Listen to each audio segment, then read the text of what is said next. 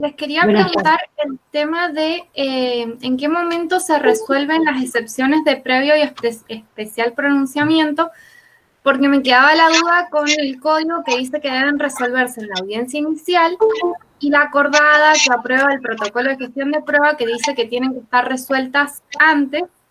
Tenía la duda si todas se resolvían antes, si algunas, si esto se hace en la práctica y si se estaría modificando el código. Esa es mi duda. Bueno, te contesto, Victoria. Las excepciones de previo y especial pronunciamiento justamente son de previo y especial pronunciamiento, ¿sí? Es decir, se deben resolver antes. ¿Cuál es la oportunidad? Antes de abrir la causa prueba, esa es la cuestión.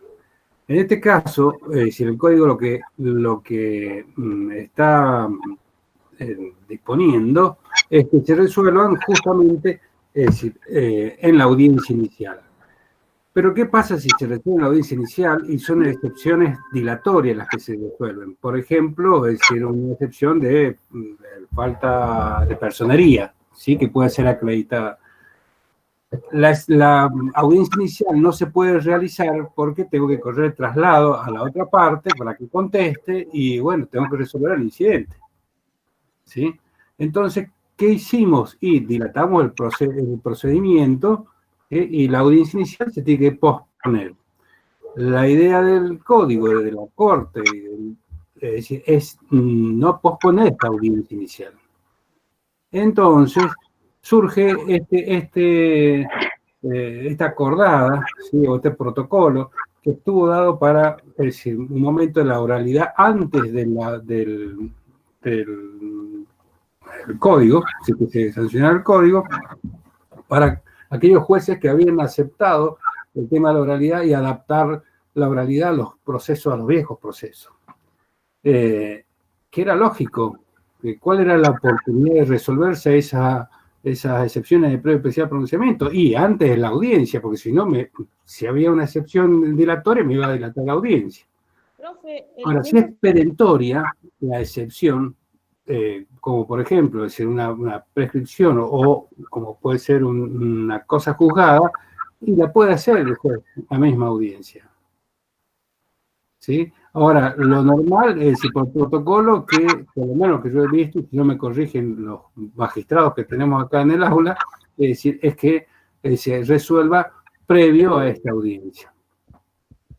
Sí, es lo que se está haciendo en la práctica, se resuelven antes. Es más, el código dice que si se interponen excepciones previas, se suspenderá el proceso principal y da el trámite a los efectos de que si hay que rendir prueba, cuál es el trámite que se va a dar para producir la prueba que se haya ofrecido en la excepción previa.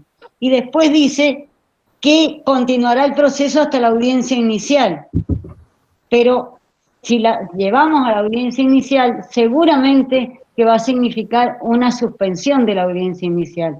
Y eso es lo que no se quiere. Entonces, como práctica procesal, se ha tomado de resolverlas a las excepciones previas antes de la audiencia inicial. Después que esté resuelta la audiencia inicial, que se mantiene el proceso principal suspendido, después se continúa con el procedimiento adelante. El 169, muchas gracias. Perdón, no te escuchamos, Rodrigo. ¿Querés agregar algo?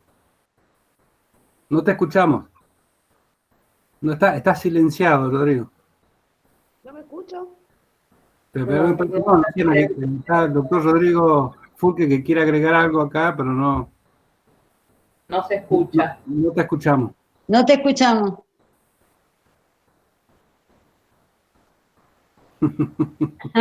Bueno, ahora sí, Luciana. Sí, que el 169 habla de la audiencia preliminar. Esa audiencia preliminar sería esa, la donde acuerdan las excepciones previas y después hay audiencia inicial. ¿Por qué dice preliminar? Es lo mismo. Es lo mismo. Justamente era el protocolo. En el protocolo era audiencia preliminar, en el código es audiencia inicial. Cuando se comenzó a aplicar el código, entramos a usar el término de audiencia inicial. Claro, porque nación es preliminar, entonces por ahí. Claro, pero esa es una audiencia distinta a la preliminar, es la del 360 del Código de la Nación, que es la audiencia que debía celebrarse en forma oral dentro de un proceso escrito a los efectos de la admisión de prueba, que en el Código de la Nación fracasó, nunca se aplicó en todos sus términos. En el Código nuestro es la audiencia inicial donde se intenta la conciliación y si no hay conciliación se pasa a la admisión de la prueba, o sea, toda aquella prueba que se va a tener que producir en el expediente principal. Lo que quería decir es que, tal como dijo la alumna, recientemente, junto con la sanción del Código Procesal Civil, se creó una comisión integrada por los jueces de la Corte, que iba dictando diferentes resoluciones para explicar cómo se iba a aplicar el nuevo código, y entre esas hay una resolución que establece que las excepciones previas sí se resuelven antes, porque en sí, cuando uno se pone a desagregar una por una, salvo la prescripción, que podría llegar a generar alguna complejidad especial, y una cosa juzgada, una litigendencia, una falta de personería, un defecto legal, todas esas defensas se suelen resolver por un auto inmediatamente y no hace falta llegar a la audiencia. Por ejemplo, una incompetencia, se manda el expediente al fiscal, llega y se dicta un auto y se declara la incompetencia. No es necesario seguir avanzando en la causa cuando el juez ya sabe que se ha declarado incompetente. Eso es lo que quería agregar. Sí.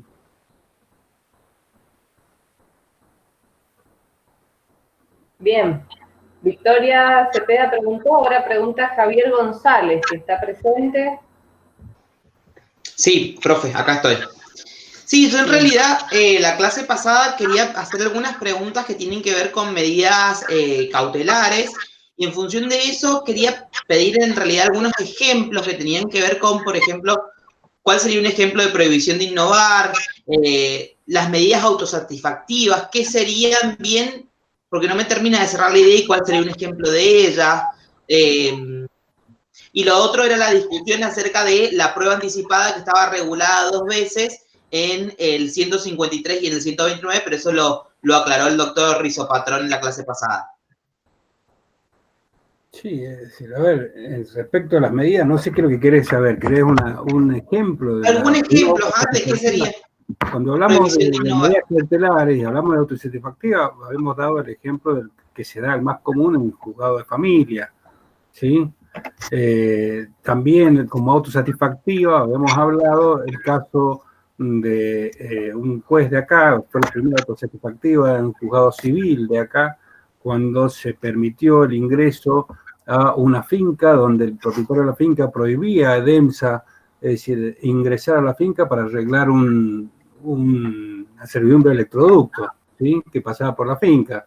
Entonces la jueza directamente, es decir, sacó una resolución, es decir, que era una autosatisfactiva, porque se cumplió con el procedimiento directamente, no, sin correr el traslado a la otra parte, dijo, hay una servidumbre, está todo, tiene el derecho, directamente pasen, no hay violación de domicilio. Bien. Entonces se agotan ahí las medidas autosatisfactivas, en la petición y en concederla se agota ahí. Se agota con el solo hecho de la resolución, se agota la pretensión con la resolución, es decir, y ahí no tiene sentido continuar con un proceso. Mientras que las cautelares, como siempre decimos, tributarias, ¿qué pasó ahí? No sé quién gritó. Las cautelares son tributarias siempre de otro proceso y dependen de otro proceso, ¿sí? Claro, sí, entiendo la idea. Y la de no innovar, bueno, ahí tenés, innovativa y de no innovar. Es decir, de no innovar significa dejar las cosas en un status quo. ¿Sí? ¿Está todo bien, Rodri? Sí, yo un ejemplo que quería dar de medida no innovar, que nos tocó resolver en un caso también de una prescripción adquisitiva en Malargüe, era de la prohibición de seguir cerrando un terreno, puesto que se estaba discutiendo la propiedad de ese mismo terreno. Entonces, si bien, o sea, se dijo, dejen de realizar construcciones en ese lugar, es una prohibición de innovar.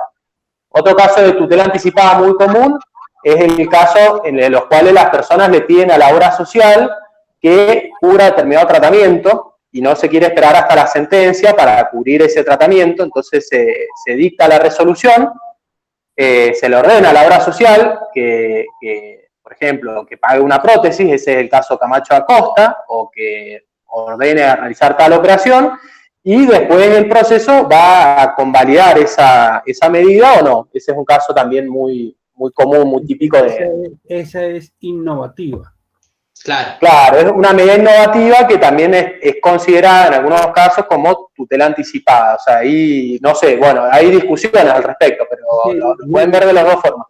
Claro, no Sí. alcanza a ser tutela anticipada porque sigue dependiendo del proceso principal, ¿sí? Si tutela anticipada es decir, se cancela ahí, si se agota con eso, se agota. Claro, está bien, puede ser, pero esa es la autosatisfactiva. Sí, sí. Claro, sí. Uh-huh. Bien, muchas gracias. Sí, era más o menos por donde yo pensaba que iba. Gracias. Bien. Está presente Mía Angelina.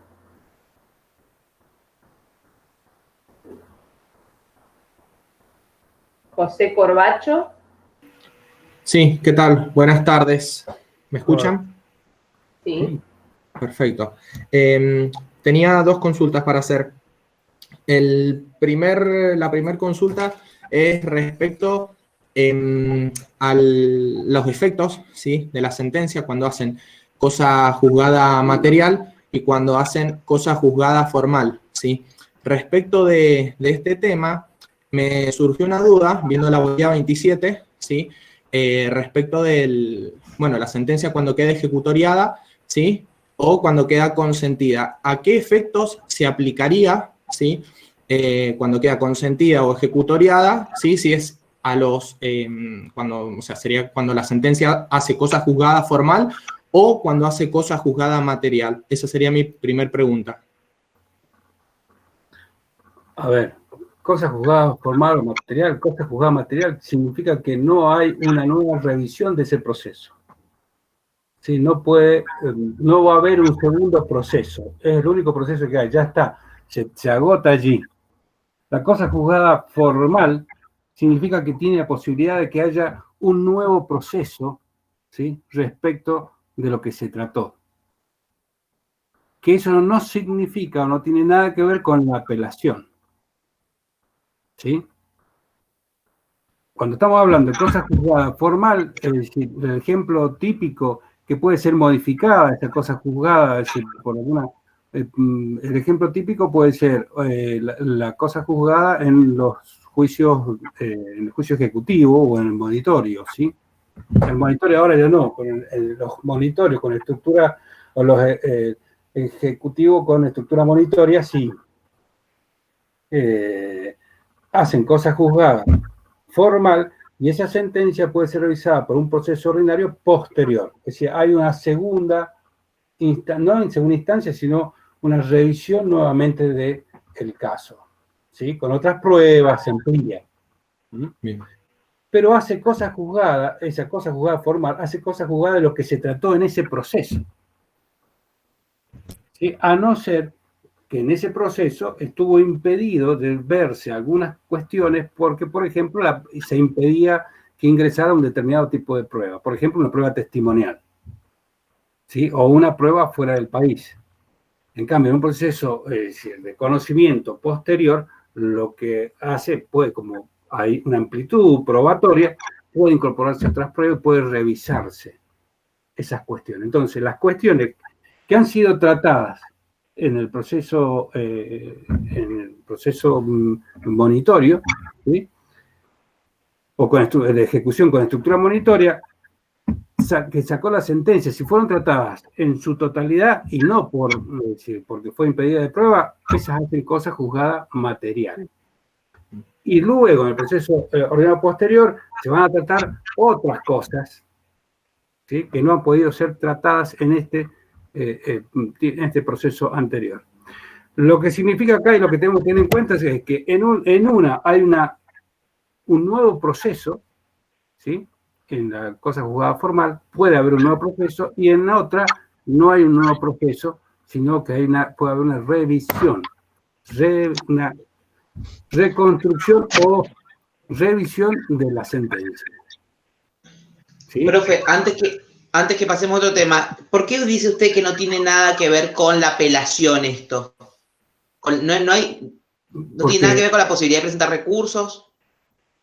Bueno, justamente, se van a presentar, pero esos recursos que se van a presentar son para revisar esa cosa juzgada, ¿sí? Esa sentencia que hizo cosa juzgada formal o que hizo cosa juzgada, si hizo cosa juzgada material, es porque ya no hay posibilidad de revisión, de una nueva revisión o de hacer un nuevo proceso, a no ser que la acción autónoma de nulidad, que ya estamos en otro tema. ¿Sí? Bien. Entonces, algo que quería agregar, que veo que por lo general en la práctica hay mucha equivocación, es que, como vos bien dijiste, en el proceso ordinario posterior se van a discutir cosas que no se pudieron discutir en el proceso, no que no se discutieron. Y hay una sutil diferencia, pero es muy importante, porque hay veces que hay algunas defensas que perfectamente las podrían plantear en el proceso monitorio, no las plantean, y después creen que las pueden plantear en el proceso posterior, y ahí no pueden. Ahí ya, con respecto a esa defensa que sí podían plantear, con esas pruebas que sí podían ofrecer, hace cosas juzgadas y no pueden ser revisadas. El tema es cuando hay determinadas pruebas, por ejemplo, testimoniales, periciales, para acreditar, por ejemplo, la causa en un proceso monitorio donde se puede discutir la causa, y que no fueron admitidas esas pruebas, entonces no son admitidas, pero después tiene el proceso ordinario posterior. Eso quería dejar claro porque por ahí muchas veces creen que es otra instancia más donde se puede presentar cualquier cosa que no se discutió y no es así. ¿Se entiende la diferencia entre cosa juzgada formal y cosa juzgada material? Sí, profe. El tema ahí o sea, el concepto sí quedó claro. El tema mío era referido a esos casos en la ejecución de sentencia, ¿sí? Que era cuando la sentencia era consentida o quedaba ejecutoriada. O sea, por lo que entiendo de la explicación suya, se aplicaría solamente, ¿sí?, estos dos conceptos de ejecución de sentencia a lo que sería cosa juzgada formal, entiendo. ¿Esto es así? No, porque estaríamos ahí en una cosa juzgada material. Porque esa sentencia de proceso monitorio o de ejecución con estructura monitoria que hizo cosa juzgada, una vez que si no hubo un proceso de conocimiento posterior, hizo cosa juzgada material. Comenzó como formal, pero hizo cosa juzgada material, ya no se puede volver a tratar, porque quedó consentida y ejecutoriada. ¿Se entiende? Sí, está bien. O sea, básicamente planteado el recurso o cuando las partes hayan decidido, ¿sí?, justamente consentir esta sentencia, hace cosa juzgada material. Exacto, se convierte en cosa juzgada material porque ya no se puede volver a revisar. Ya pasaron los plazos, es decir, ya se consintió. Claro. Pero empieza como formal, básicamente. Esa era la diferencia que yo quería hacer. Empieza como formal. Queda, como dijo el doctor Furque, es decir, queda el proceso de conocimiento posterior que puede ser revisado. ¿Sí? Algunas cosas, no todo lo que se trató en el proceso es decir, monitorio, es decir, no puede ser revisado. Perfecto. Y la otra consulta, profe, era respecto del artículo 253, ¿sí? En los procesos de conocimiento posterior, ¿sí?, al monitorio. Ahí me quedó una duda respecto del mismo artículo, acá lo tengo, porque dice, lo resuelto en el proceso monitorio en los supuestos previstos en los incisos E, F, G, H, I, J y K. Y había visto que le falta, o sea, del artículo 232, ¿no? Y en el inciso B, ¿sí?, en el que se habla de las sumas de dinero que correspondan al contrato de locación, no lo menciona el artículo. Digo, bueno, ¿por qué habrá sido? Porque no es un proceso de ejecución con estructura monitoria. ¿sí? A ese proceso se le da la estructura, es decir, por una cuestión, es decir, no hay un título ejecutivo ahí, sino que se trata de formar un título, es decir, por la simpleza de lo que se está tratando, es decir, va a quedar conformado un título, pero no un título ejecutivo de lo que habla, es decir, los otros incisos, ¿sí? Que sí se puede abrir este proceso ordinario posterior. Perfecto. ¿Entienden? Perfecto, perfecto. Muy bien, Este muchas es gracias. un título, pero es decir, lo vamos a convertir en un título ejecutorio, si se quiere, ¿sí? Pero es un título, pero no es un título ejecutivo creado por ley, no. Es decir, acá lo vamos a crear por la simpleza que tiene, porque lo vamos a traer a la contraparte, porque va a reconocer, porque va a traer va a reconocer su firma y a su vez va a traer los recibos de alquiler, que entonces ahí vamos a ver cuánto es lo que está debiendo. Si lo tiene en su poder, no está debiendo, si no, vamos a sacarlo. Bueno, entonces ya tenemos definido, es decir, tenemos el instrumento y tenemos definido, es decir, el monto.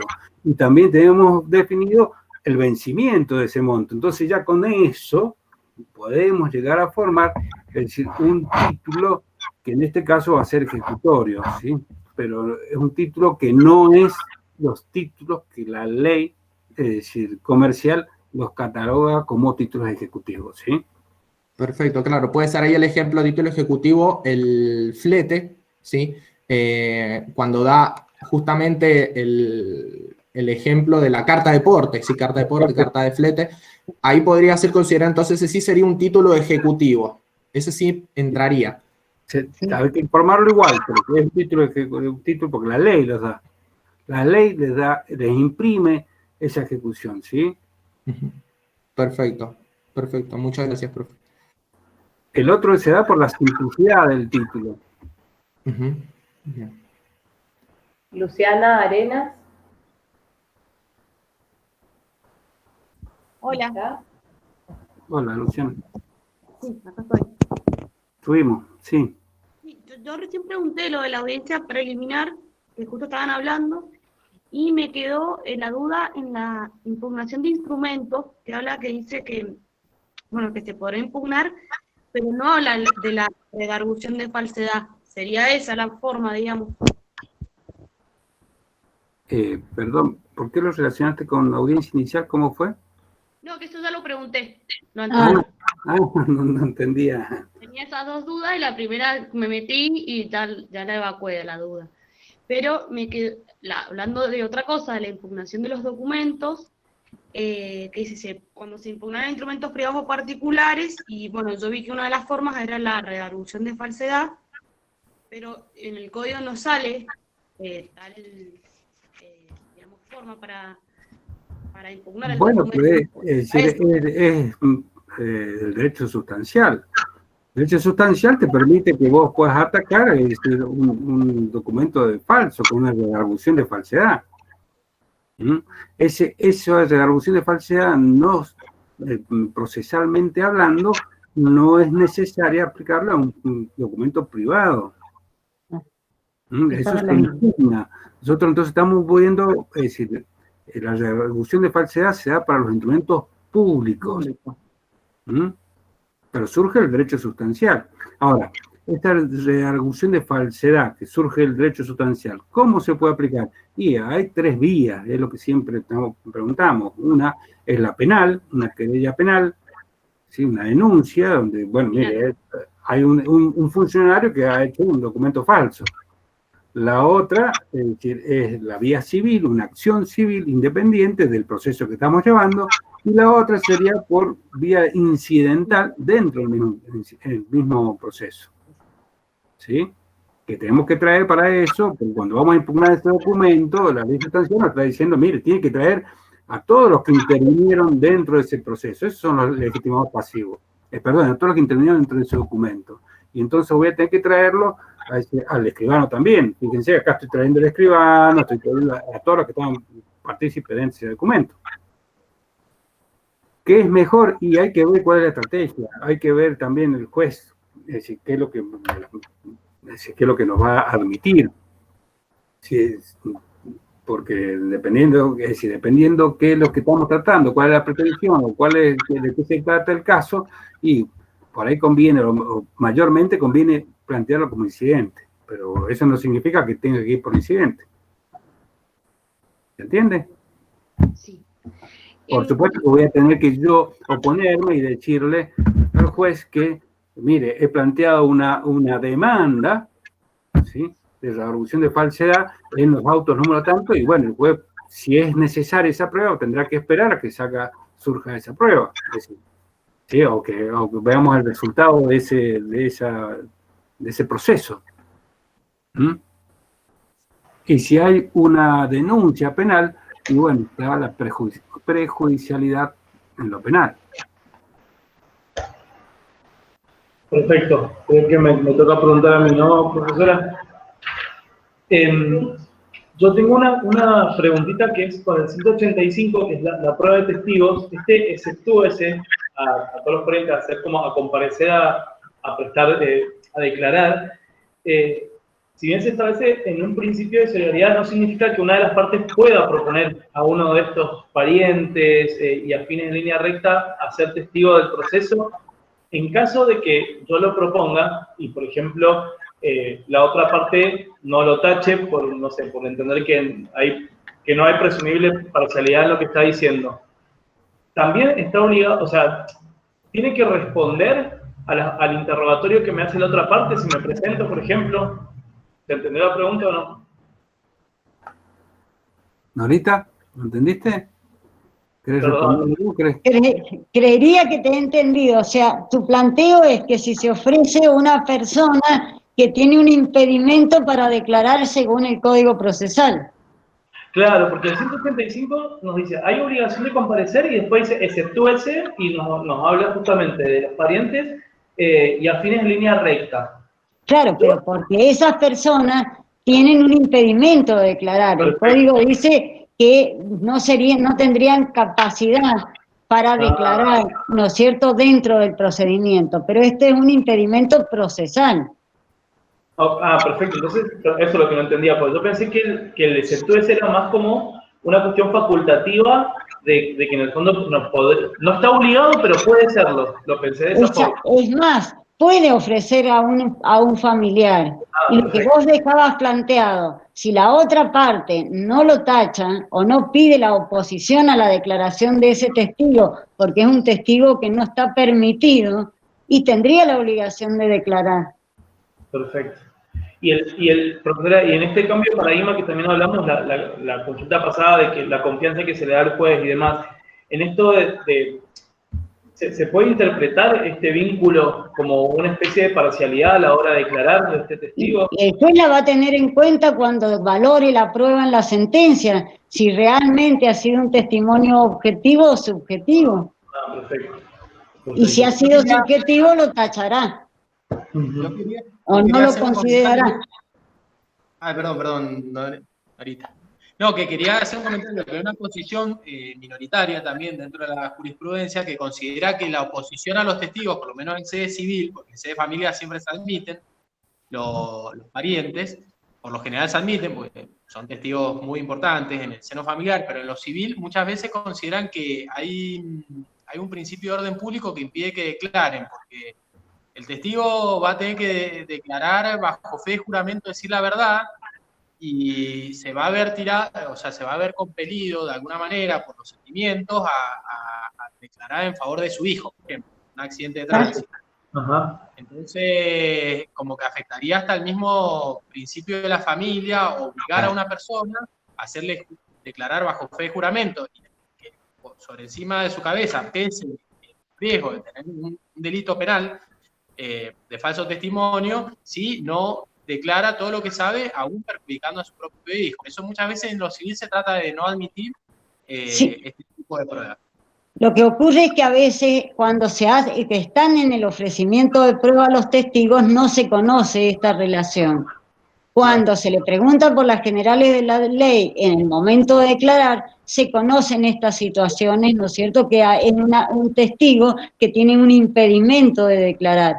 Yo creo que el juez ahí se lo tiene que hacer saber, exponerle esta situación, y si las partes no se oponen, se le podrá hacer el interrogatorio. Después, la valoración de lo que dijo la tendrá en cuenta el juez en el momento de dictar sentencia. El juez no tiene la obligación de tomar toda la prueba que tiene en el expediente, sino que va a valorar aquellas pruebas que hacen, ¿no es cierto?, a resolver los hechos conducentes. Entonces, es una situación, el principio es que son personas que tienen prohibición de declarar y que se lo impone la ley procesal, en definitiva, para que no se crean estas cuestiones subjetivas o estas cuestiones de sentimiento cuando va a declarar una persona y tenga que declarar en contra de alguien que tiene un vínculo en línea recta o en línea colateral que esté prohibido en el código. Perfecto, muchas gracias. Es una cuestión de política legislativa, es decir, el legislador trata de proteger a la familia, ¿sí?, al grupo familiar, al núcleo familiar.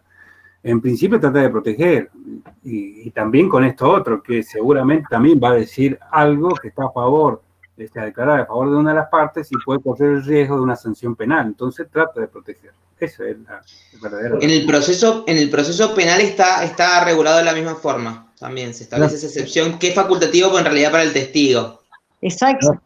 Porque se le hace saber que es una persona que tiene un impedimento y que si va a declarar, declare la verdad. Y si no, está liberado de prestar declaración. Lo que yo he visto, si puedo hacer un agregado, en algunas audiencias iniciales, cuando se han ofrecido testigos exceptuados conforme al artículo 185, es que surge ahí en la misma audiencia, porque el juez por ahí pregunta, y este testigo, entonces ahí cuentan, tal vez dice el actor, es mi hermano, entonces ya el otro abogado ya que va a decir, ay, pero está exceptuado, entonces puede que en el momento de la audiencia inicial ya se decida, si directamente dicen, bueno, desisto de este testigo, señor juez, o que el juez directamente diga, bueno, corresponde rechazar porque es un testigo exceptuado. ¿Sí? También te puede ocurrir de que no digan nada las partes y no surja en la audiencia inicial que tiene un impedimento, porque a lo mejor no tiene el mismo apellido y entonces no lo logras advertir. Recién lo va a advertir cuando le va a preguntar por las generales de la ley. Exactamente. Bueno, muchas gracias. Bien. Bien, seguimos entonces con Magdalena Gómez, ¿está? Sí, acá. Bien. Buenas tardes, profesores. Hola. Buenas tardes, ¿cómo estás? Bien, muy bien. Mi pregunta, bueno, tengo varias en realidad. La primera es acerca de los efectos de la rebeldía, que tengo entendido que una vez declarado rebelde se podría pedir las medidas cautelares sin acreditar los requisitos de las mismas, los 3 requisitos del 112. O sea, mi pregunta es sin acreditar todos los requisitos o solo la contracautela, porque se me confundió en un momento. Ninguno Todos de los requisitos. A ver, está eximido de ofrecer contracautela y de tener que demostrar los requisitos del 112 por el solo hecho de tener la declaración de rebeldía. ¿Sí? Claro, como que se presume que ya existe peligro y... Sí, se presume, aparte es una sanción por la contumacia, porque se ha resistido a comparecer, lo han citado debidamente y se ha resistido a comparecer. ¿Sí? Eso bien, sería el perfecto. Tema. Entonces, inmediatamente, que esto es lo primero que van a ver en la práctica, es decir, cuando un cliente de ustedes está rebelde, lo primero que hay que hacer es presentarlo al proceso. Si no ha tenido, es decir, a ver, si es la contraria, van a ustedes pedir una medida, porque inmediatamente usted tiene una declaración de rebeldía, está notificada la rebeldía al domicilio real, o al mismo domicilio donde se notificó la demanda, listo, es decir, ahí inmediatamente pueden pedir, es decir, una medida cautelar, como el embargo. Bien, perfecto. Mi otra pregunta es sobre más en el artículo 200, cuando habla de la audiencia final, en el inciso I, dice que la audiencia no va a finalizar hasta tanto no se hayan ventilado todas las cuestiones y se haya dictado fallo. ¿A qué fallo se refiere ahí?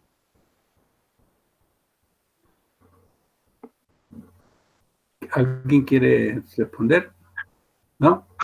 Sí, es una parte, no sé si ustedes saben cuál es la interpretación que le han dado la mayoría de los jueces, pero en realidad no se dicta más que el llamamiento a autos para sentencia. Eso es lo que se dicta.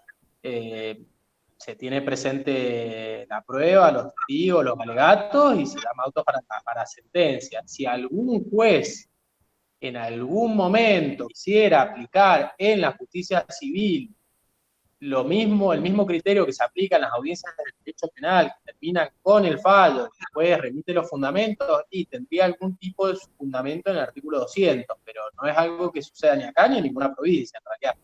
Las sentencias civiles difícilmente están hechas para que se dicte fallo en la misma audiencia.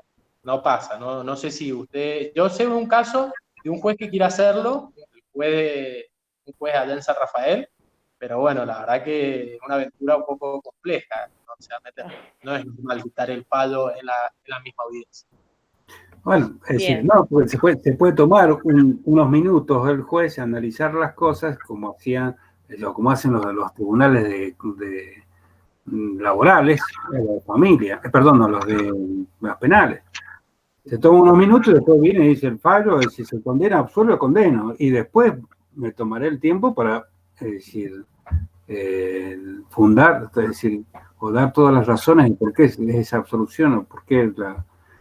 A ver, la condena, pero los jueces, la justicia acá en Mendoza, por lo menos yo lo que he visto ha sido antes, no ahora, pero antes sí, en la justicia laboral se hacía y se hacía bastante, y en lo penal.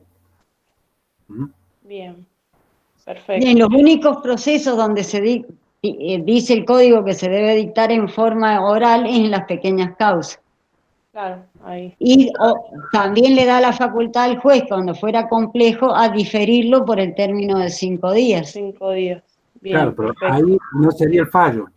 Claro, no sería fallo, ahí sería la sentencia. Sería sentencia. Y lo que hace, porque la sentencia tiene que dictar en forma oral, inmediatamente terminan los alegatos. Claro. Le alega razones, termina y bueno, y dará la sentencia. Si es compleja, no creo que anticipe el fallo, ¿sí? Sino que directamente va a decir, bueno, vamos a llamar autos para sentencia, en 5 días sacamos la sentencia. Claro, sería más fácil. Bien, mi otra pregunta tiene que ver con la caducidad de instancia. ¿Cuándo se entiende abierta la instancia y cerrada? Y con respecto al tema de interrupción también de la misma, porque leyendo Lino Palacios me surge la duda cuando dice, por ejemplo, que el pedido de medidas cautelares no interrumpe la caducidad. Claro. Entonces... y yo creo que acá lo que... Sí. Yo entiendo que el criterio que se utiliza, que es el de la finalidad de darle impulso al procedimiento, pero también me queda como la duda acerca de qué tipos de actos, o sea, supongo que no cualquier acto, o sea, ya sé que no tiene que producir un resultado porque se cambió el criterio, pero ¿qué otro requisito, además de la finalidad, tiene que tener ese acto para ser útil? Yo creo que tenés que comparar entre el código anterior y el código actual. En el código anterior teníamos el instituto de la caducidad de instancia, que correspondía en qué periodos, dijiste vos, desde la interposición de la demanda, que es lo que abre la instancia, hasta que se cerraba la instancia, que era la notificación de la demanda. Y también existía la posibilidad de que hubiera caducidad de instancias en las instancias de apelación o las de recurso extraordinario. En el código actual, esta instancia donde se puede producir la caducidad de instancia es desde la interposición de la demanda hasta que se haya admitido la prueba en el procedimiento. O sea que nos ha acotado el término por el cual podemos deducir la caducidad de instancia. No hay caducidad de instancias en las instancias de apelación ni en las de recursos extraordinarios. Y con respecto a Sí. ¿Cómo? ¿Cuál es el fundamento de que no haya caducidad en la apelación? Y ¿Hay algún porque el fundamento? impulso procesal, o sea, a través de este principio de que el impulso procesal es compartido en la segunda instancia y en la instancia extraordinaria, esta carga del impulso procesal se lo han dado a los jueces. O sea que el tribunal puede hacer avanzar el proceso y puede dictar actos de oficio.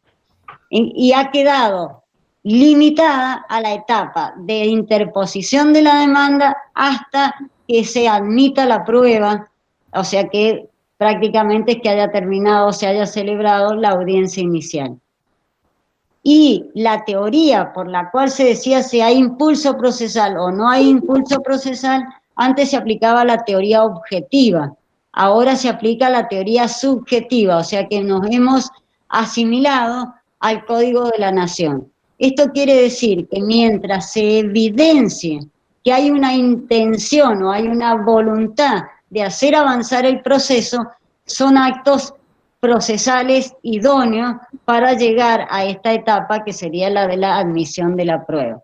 Por ejemplo, si la parte actora tiene que notificar a la parte demandada y lo intenta 1, 2 o 3 veces, cada vez que haya hecho un intento de notificarla, aunque no se haya logrado notificar, hay voluntad de hacer avanzar el proceso. Entonces estamos ante una teoría subjetiva.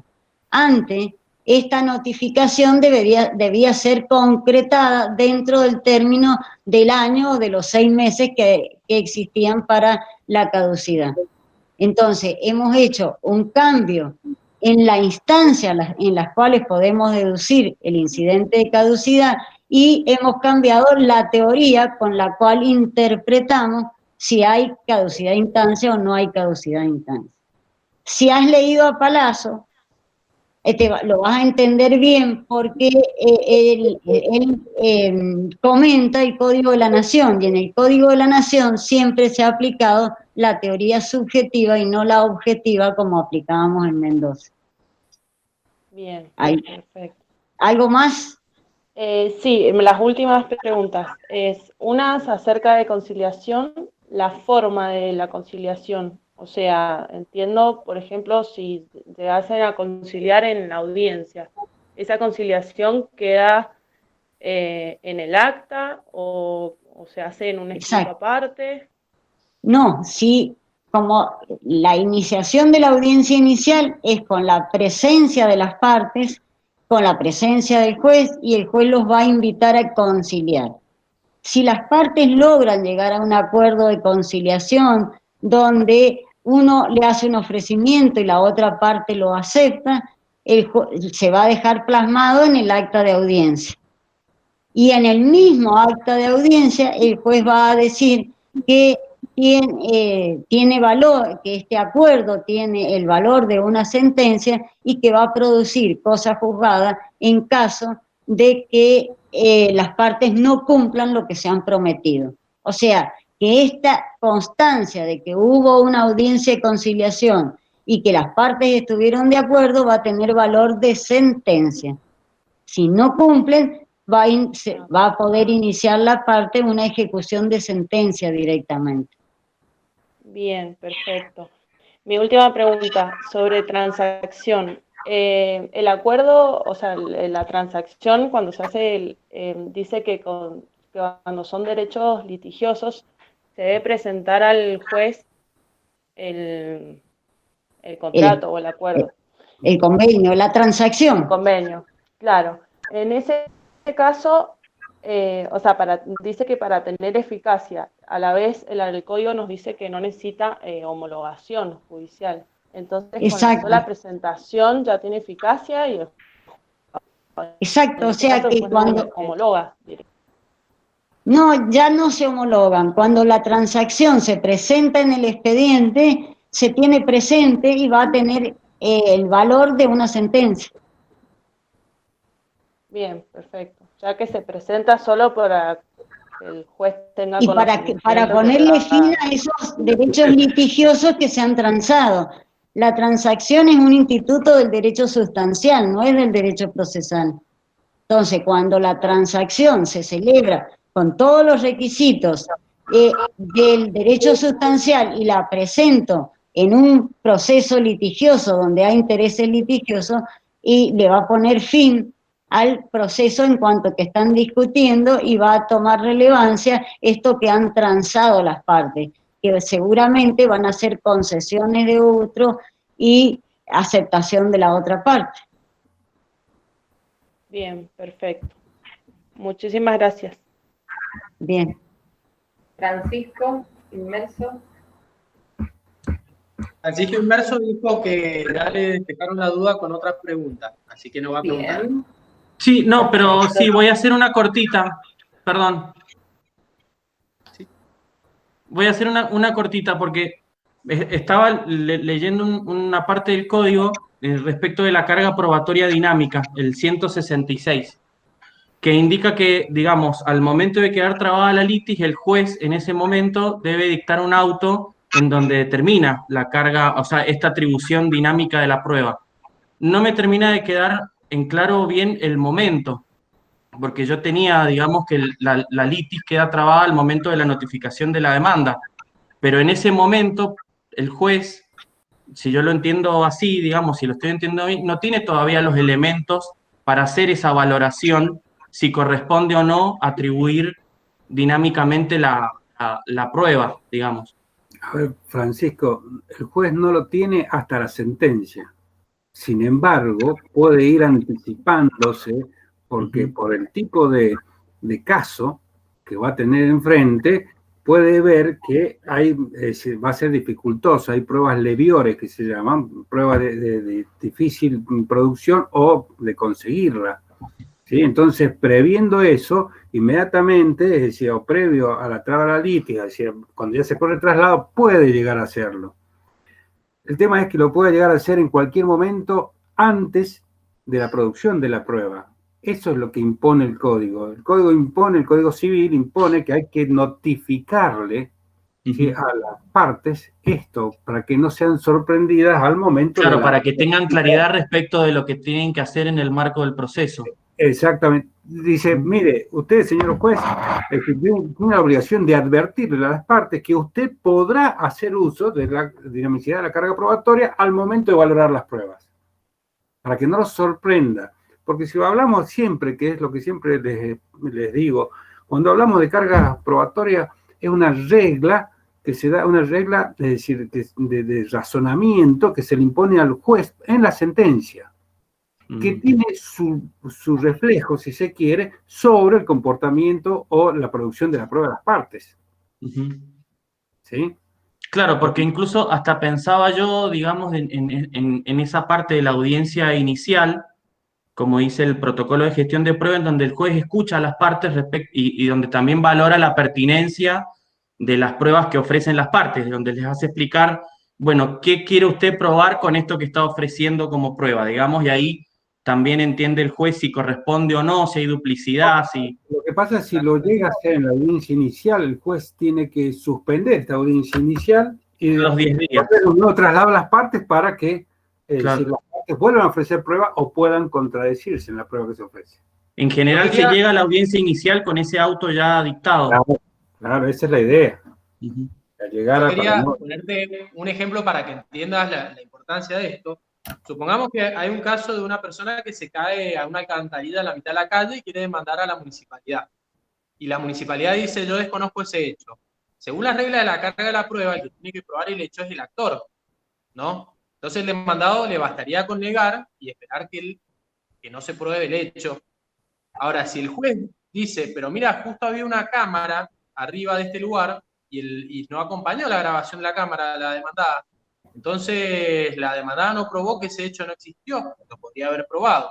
Bueno, eso, si lo dijera el juez en la sentencia, estaría sorprendiendo al demandado. Tenía una estrategia procesal defensiva, que era de negar, que se le cae totalmente esa estrategia, porque él con negar ganaba de acuerdo a las reglas de la carga de la prueba. Entonces le hicieron una inversión de la carga de la prueba.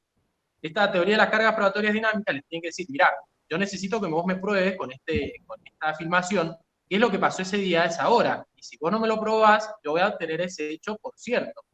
El juez le tiene que avisar porque si no, le destruye la estrategia de la acción o de la defensa, de la demanda o de la defensa. Entonces entiendan eso, o sea, el que tenía la carga de probar y que no probó, va a perder el juicio. Por eso una regla dirigida al juez, porque el juez va a saber cómo resolver el caso de acuerdo a cuál de las partes que tenía que probar no probó. Esa es la importancia de esta teoría, que muchas veces piensan que la carga de la prueba es simplemente una regla para determinar quién tiene que probar qué cosa, una regla dirigida a los litigantes, y lo es en una medida mínima, es fundamentalmente una regla dirigida al juez para decirle cómo resolver un caso con ausencia de material probatorio, con incertidumbre. Buscando más allá de la verdad formal o del juego procesal, la verdad real de lo que sucedió. Ese sería... Justamente la verdad formal en este caso. Justamente es lo contrario. El juez resuelve con la verdad real cuando tiene toda la información. Muchas veces al juez le toca resolver con incertidumbre. El juez no sabe si se cayó, no lo puede afirmar que se cayó, pero tampoco puede afirmar que no se cayó. Entonces dice, yo no sé si el hecho existió o no existió. Tiene incertidumbre, no tiene la verdad real. Entonces, en base a eso, tiene que resolver de acuerdo a las reglas de la carga de la prueba. Va a perder el que tenía que probar y no probó. En este caso, el que tenía que probar el accidente era el actor, porque el demandado lo negó. Y es un hecho constitutivo de la acción. Entonces, una regla dirigida al juez que le soluciona el caso, le dice cómo lo tiene que resolver frente a la incertidumbre. Es verdad formal. Gracias. Una verdad jurídica objetiva, que se llama, ¿sí? Es decir, que se está tendiendo a esa verdad real, pero no alcanza a ser una verdad real. Si tenemos tiempo alguna vez, vamos a ver lo que es la verdad, es decir, la verdad dentro del proceso, y vamos a ver que dista mucho de una verdad real, ¿sí? Claro. Porque el juez tiene que aproximarse lo más que pueda a esa verdad real. Por eso que le dice la Corte Suprema de Justicia de la Nación, es decir, la verdad jurídica objetiva, ¿sí? De acuerdo a las pruebas que tiene que llegar lo más próximo a esa verdad que tiene producida en el expediente, ¿sí? Porque no puede salir a buscar pruebas al juez. Gracias. Bien. Álvaro Ballester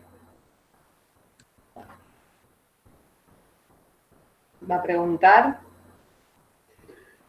Ya están todos cansados, porque ya son las... Todavía no suena el... Álvaro Ignacio Lecea.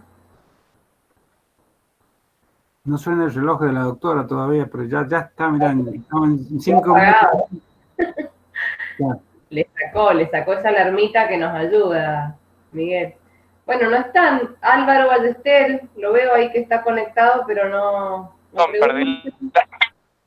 Ahí. Estamos silenciados. Hola. Sí. Sí.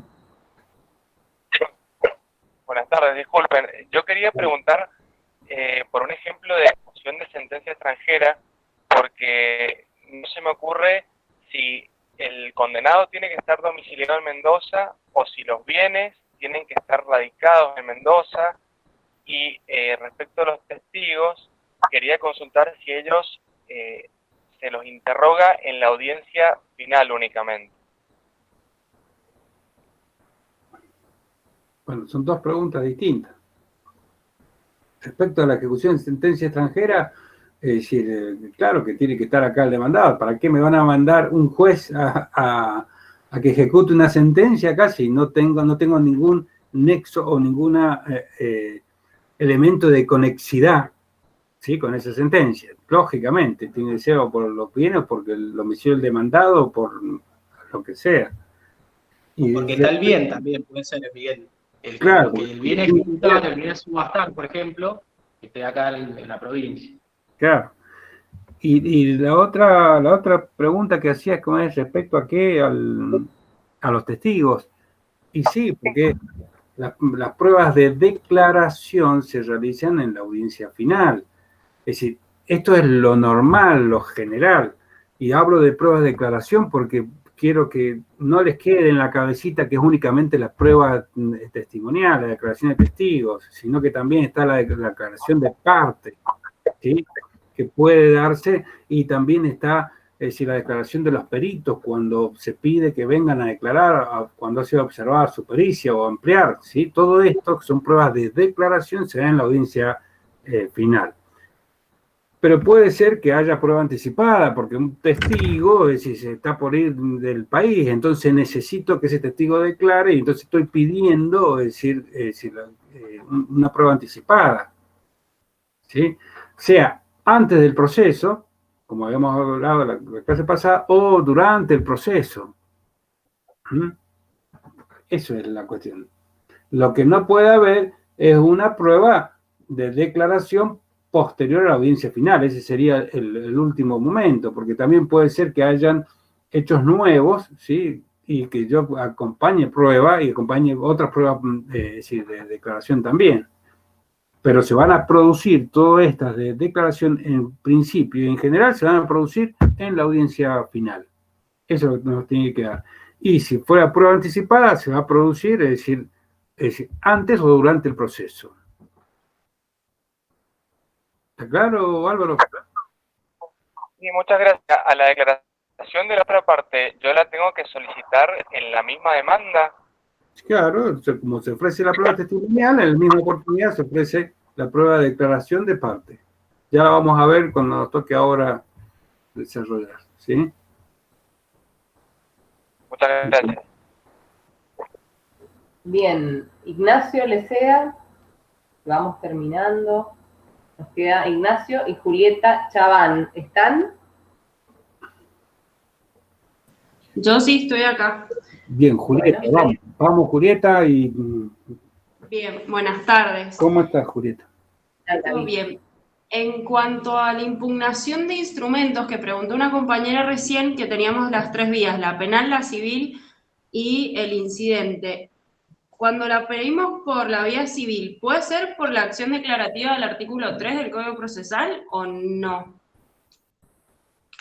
No, porque el artículo 3 habla cuando no es previo un conflicto, no hay conflicto. Si bien está en potencia, no hay un conflicto verdadero, no hay una cuestión de hecho que está discutida, ¿sí?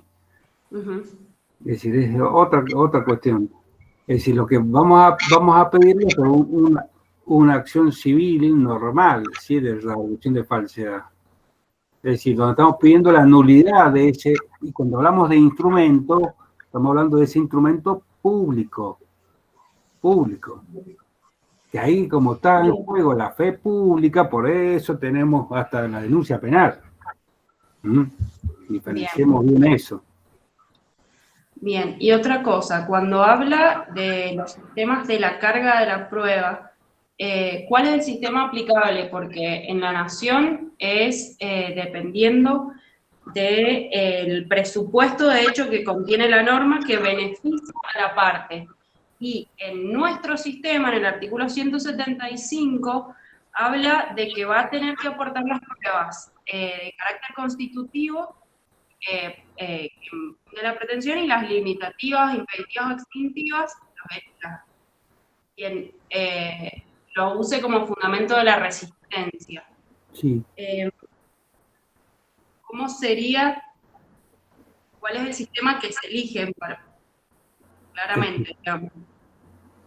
Ya vamos a ver en las próximas clases, vamos a desarrollar el tema de la prueba, ¿sí? Y de cómo está dado la carga de la prueba o de las reglas, de quién tiene que probar dentro del proceso y qué cosas tiene que probar.